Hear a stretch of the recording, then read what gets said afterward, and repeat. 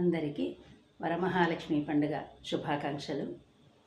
ఇంకా శ్రావణ మాసం ప్రారంభమైంది కదా, మనము నోములు వ్రతాలు అన్నీ చేసుకుంటుంటాము. ముత్తైదులకి స్నేహితులకి అందరికీ పిలిచి తాంబూలాలు వాయనాలు ఇస్తూ ఉంటాం కదా.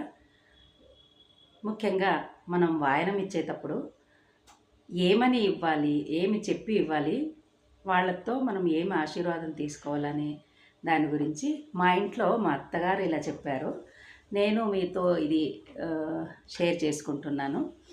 మనం వాయనం ఇచ్చేటప్పుడు సామాన్యంగా ఇలా కొంగు కప్పుకోవాలి. కొంగు కప్పుకొని ఇలా కొంగునంతా మనం ఇచ్చే వాయనం మీద ఇలా కొంగుని మూసి 3 సార్లు మనము చెప్పాలన్నమాట.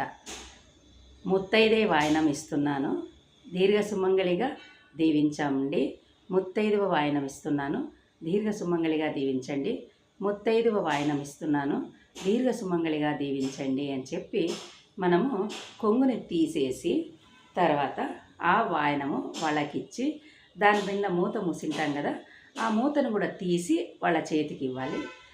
అప్పుడు మనము ఈ విధంగా చెప్పుకున్నాక వాళ్ళు తీసుకునేవాళ్ళు ముత్తైదే వాయనం తీసుకుంటున్నాను, దీర్ఘ సుమంగళిగా ఆశీర్వదిస్తున్నాను, ముత్తైదు వాయనం తీసుకొని దీర్ఘ సుమంగళిగా ఆశీర్వదిస్తున్నాను, ముత్తైదవ వాయనం తీసుకొని దీర్ఘ సుమంగళిగా ఉండమని ఆశీర్వదిస్తున్నాను అని చెప్పి వాళ్ళు మనకి అక్షంతుల తల మీద వేసి ఆశీర్వదిస్తారు.